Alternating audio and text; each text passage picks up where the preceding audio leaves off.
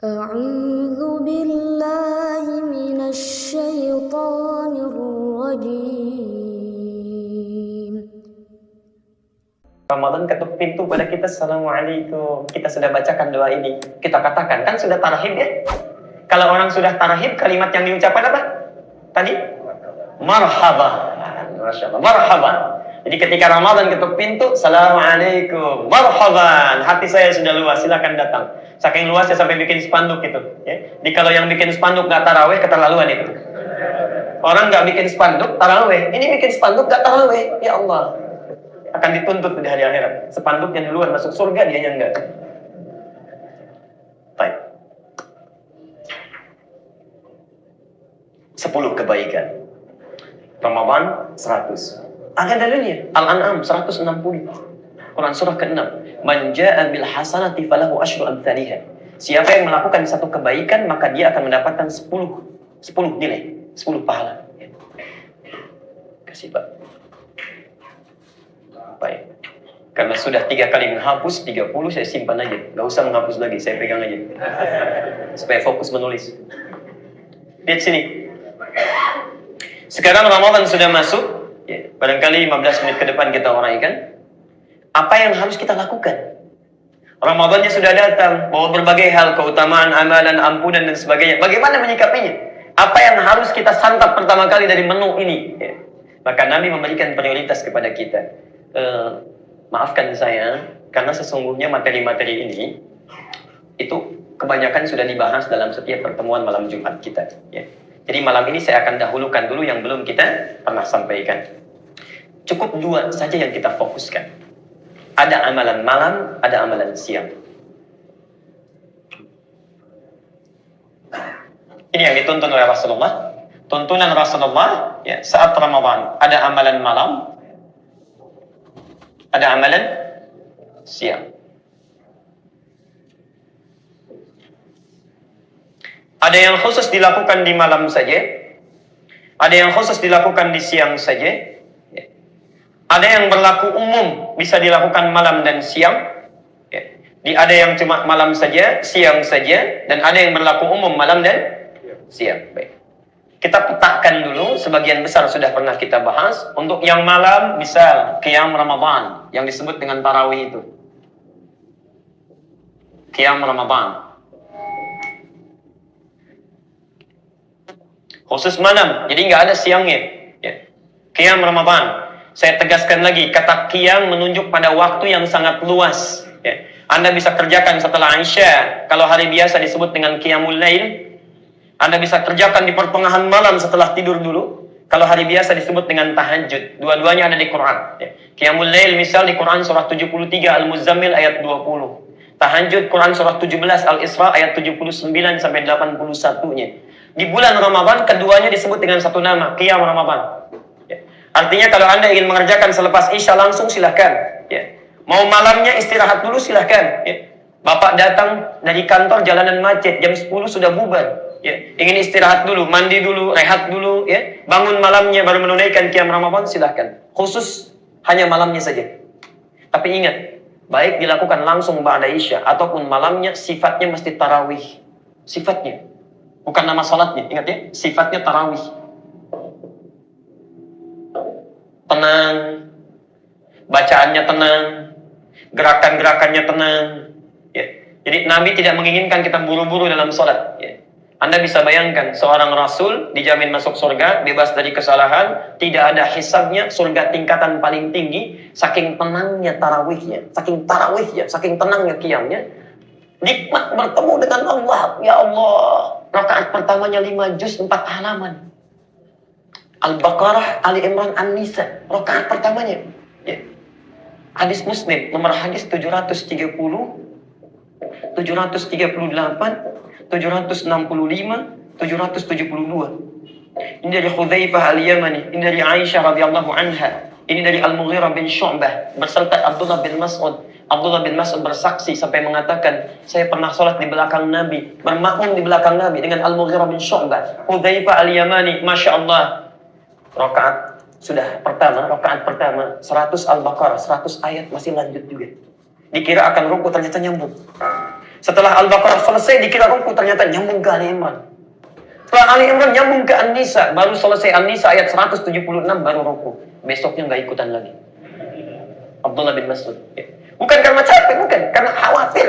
Saya khawatir punya prasangka buruk pada hati saya. Karena menduga-duga kapan Nabi ruku katanya. Mau ruku nggak jadi lagi. Mau ruku nggak jadi lagi. Ya. Besoknya berpisah dengan Nabi. Masya Allah. Yang saya ingin sampaikan, seorang Rasul saja yang sudah dijamin masuk surga seperti ini sifat sholatnya. Masa kita yang bukan Nabi, bukan Rasul. Surga nggak jelas. Amalan masih berantakan. Hisab masih menegangkan. Masya Allah. Tarawih dikasih 11 saja pengen cepet-cepet.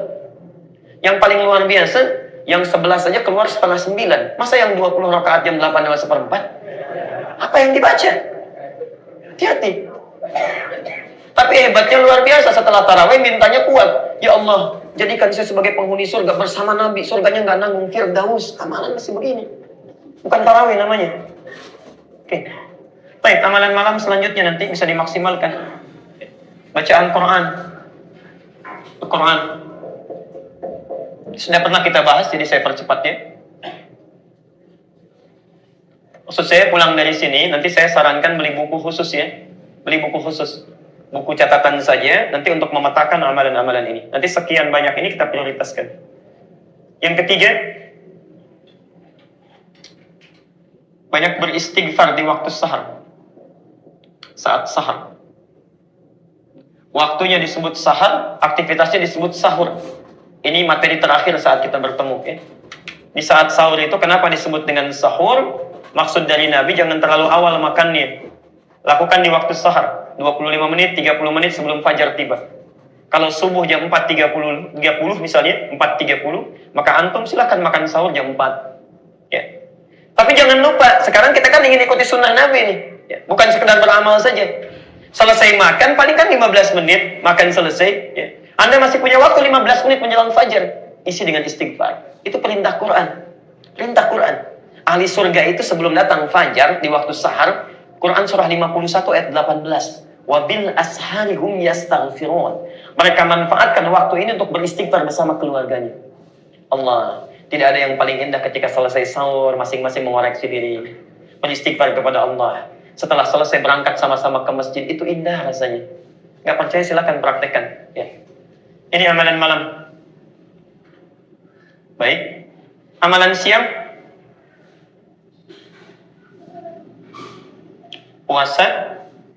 Tentunya. Sedekah. Termasuk di malam juga, tidak tersebutkan tadi. Bacaan Quran. Masih ada.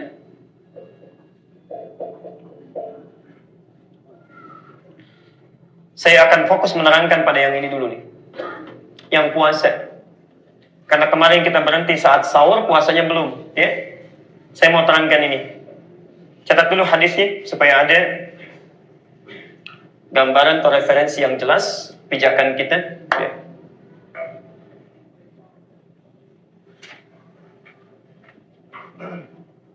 Kita mulai dengan keutamaannya dulu ya. Sebelum kita lakukan ibadahnya, keutamaannya dulu. Saya sering perhatikan, Bapak Ibu sekalian, keutamaan ini sering lalai kita manfaatkan. Sehingga kita capek menahan lapar dan haus. Tapi ketika Allah ingin memberikan sesuatu, nggak kita ambil. Itu sayang betul. Sayang.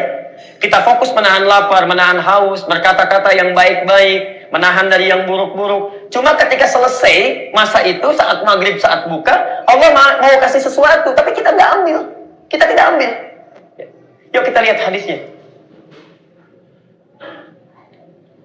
Satu kita ambil di At-Tirmidzi dulu. Dari Abu Hurairah. Nomor hadis 2249 dari Abu Hurairah. Doanya Abu Daud. Nomor hadis 2357. Di An-Nasai juga ada, As-Sunan Al-Kubra. Kita ambil salah satunya saja dulu ya.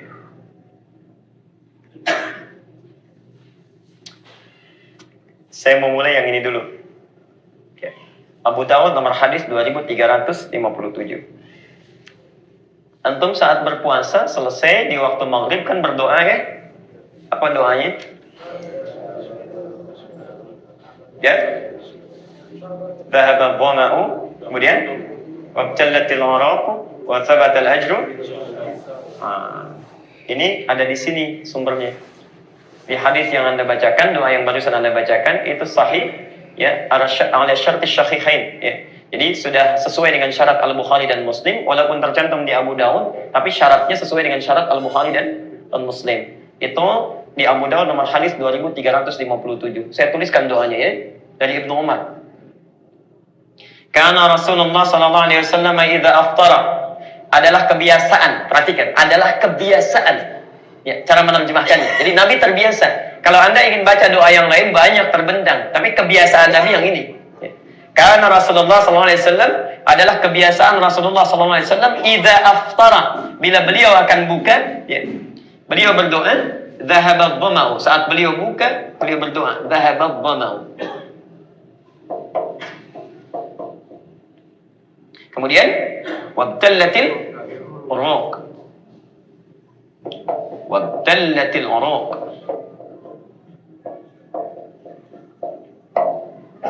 Yang terakhir, ini poin pentingnya. Wa thabatal ajru insyaallah. Saya naikkan ke atas saja supaya lebih jelas karena ini pembahasan pentingnya. Wa thabatal ajru. Mohon bersabar sebentar. Ya, ini sesuatu yang sering terlupakan.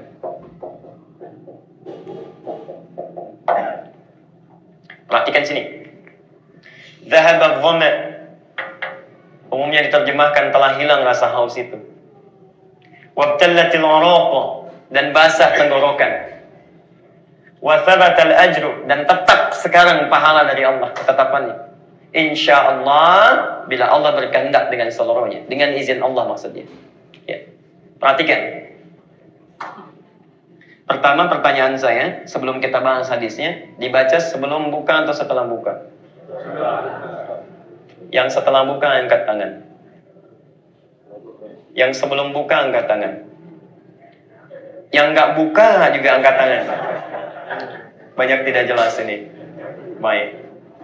Sebetulnya mau sebelum buka, mau setelah buka itu baik-baik saja, nggak ada masalah. Bismillah, kita minum air, lalu baca dhahaba dhama, itu silahkan.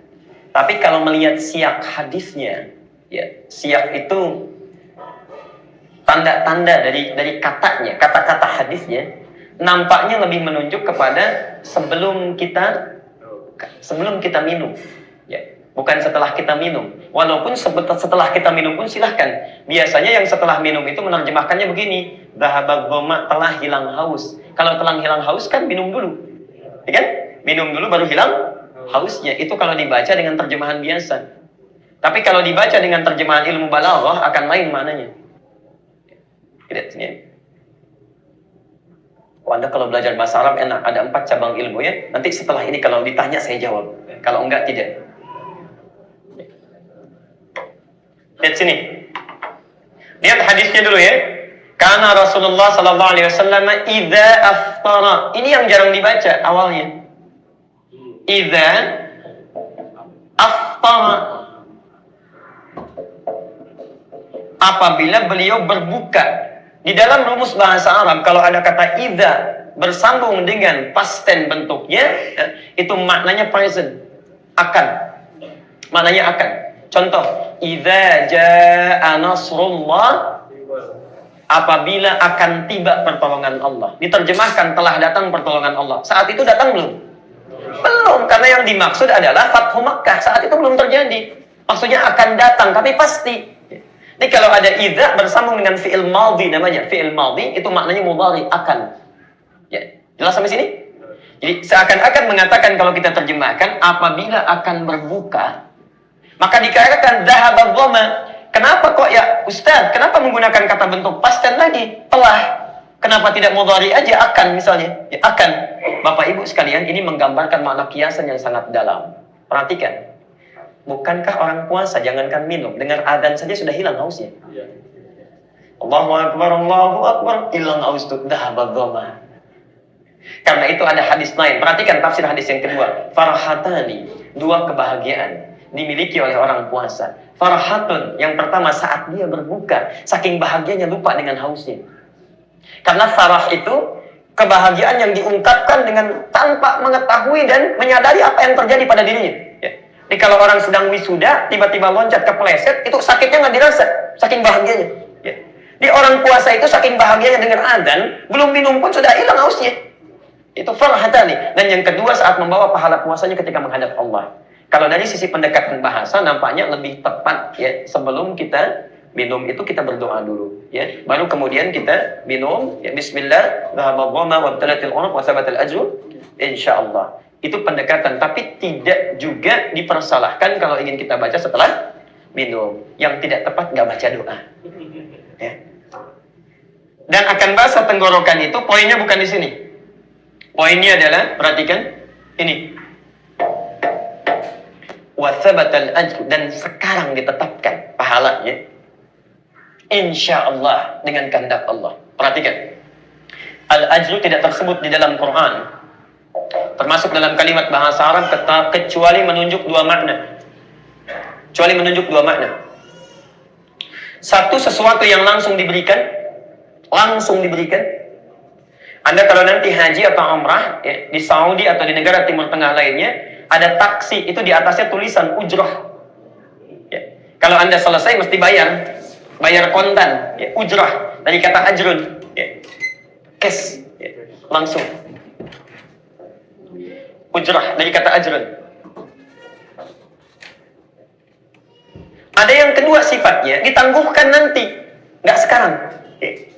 Jadi ketika Allah kemudian menyampaikan melalui lisan Nabi SAW hadis ini, wa thabatal ajru, sekarang akan diberikan sesuatu yang ditetapkan itu.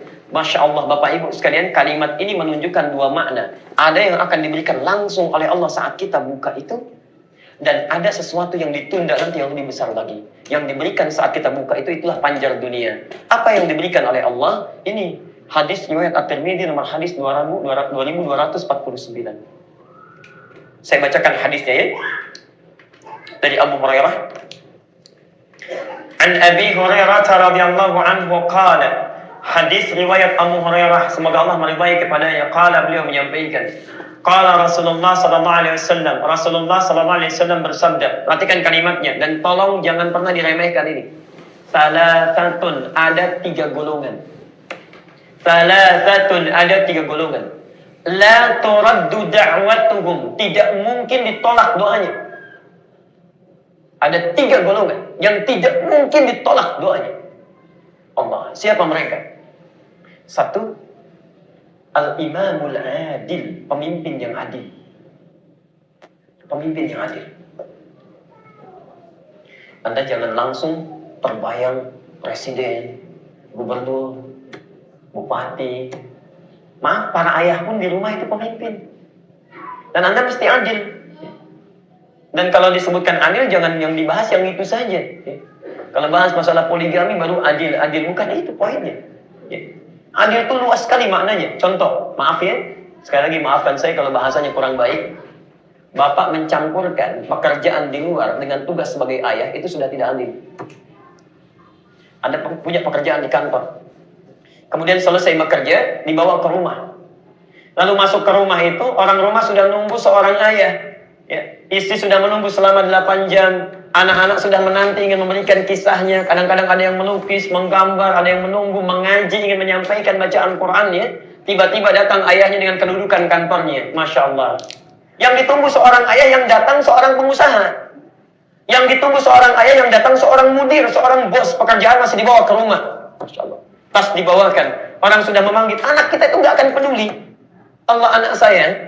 Antum memanggil sekarang ustaz, teman dan sebagainya. Sampai di rumah anak saya tidak akan peduli. Begitu dibuka pintunya. Ya, naik. Diambil naik ke punggung, main kuda-kudaan. Itu yang ditunggu. Anak kita itu tidak merindukan apapun kecuali ayahnya. Istri tidak merindukan apapun kecuali suaminya. Kadang-kadang ada tipe suami yang kurang adil. Antum sudah selesai di kantor. Simpan semua kantor itu di depan pintu rumah. Ketika masuk jadilah ayah yang baik. Jadilah suami yang baik. Sudah itu ditunggu. Karena itulah Rasulullah, kalau antum buka hadis riwayat Al-Bukhari, itu pernah beliau masuk, Aisyah itu curhat, Masya Allah, kalau kita hitung sampai 2 jam, didengarkan oleh Nabi begini. Ya. Tidak direspon, didengarkan aja oleh Nabi. Saking ingin didengarnya, Nabi SAW tahu ini sudah lama nunggu saya. Begitu datang didengarkan. Kita ada di mana? Ya. Jadi kalau antum adil dalam satu masalah ini saja, maka doanya tidak akan ditolak oleh Allah. Begitu antum minta, Masya Allah, datang. Ya. Nanti ibu lain kali, ibu ya. Ayah aja dulu lain kali ya.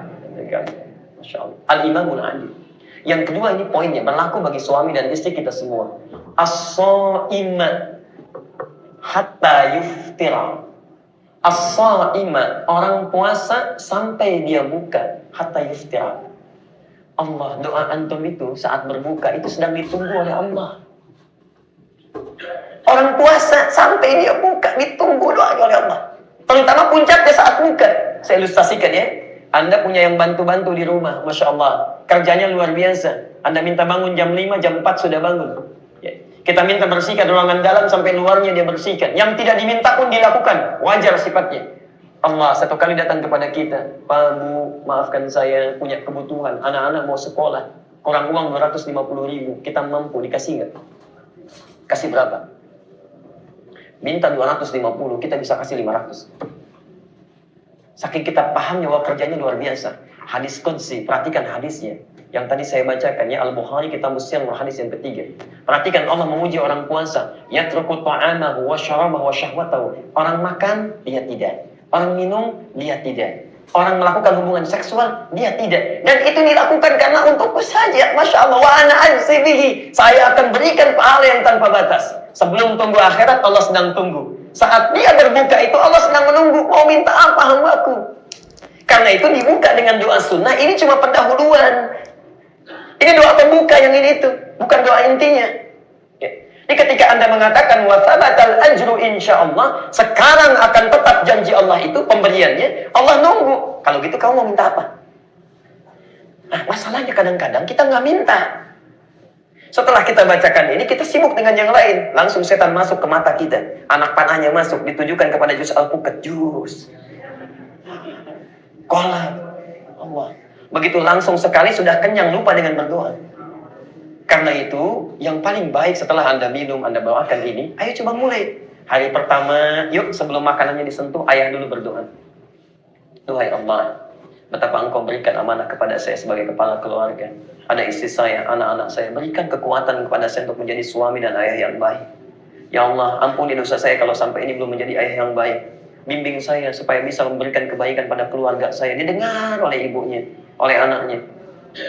Besoknya ibu berdoa, ya Allah, jadikan saya ibu yang baik. Ya Allah, berikan saya kebaikan. Bimbing saya supaya menjadi pribadi yang baik, merawat anak-anak, menjaga kehormatan rumah tangga. Yang paling indah itu ketika anak-anak kita berkata, ya Allah, mohon kuatkan papa dalam bekerja. Ya Allah, berikan petunjuk dalam peluk keringatnya. Bimbing kami untuk menjadi anak-anak yang soleh. Duhai Allah, jadikan ibu sabar dalam mendampingi kami dalam kehidupan. Maafkan ya Allah kalau sampai saat ini belum bisa berdoa untuk ayah dan ibu. Tidak ada yang lebih indah daripada itu. Yang punya teorinya kita, yang praktekkan agama lain. Yang punya teorinya kita. Perhatikan agama lain itu. Ada salah satunya yang kemudian saat berdoa itu kan, duduk di meja makan, melipat tangannya sambil berdoa. Wahai Bapa di surga, Mama di mana?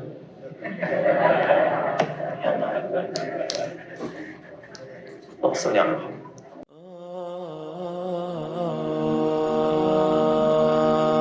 Sadaqallahul azim.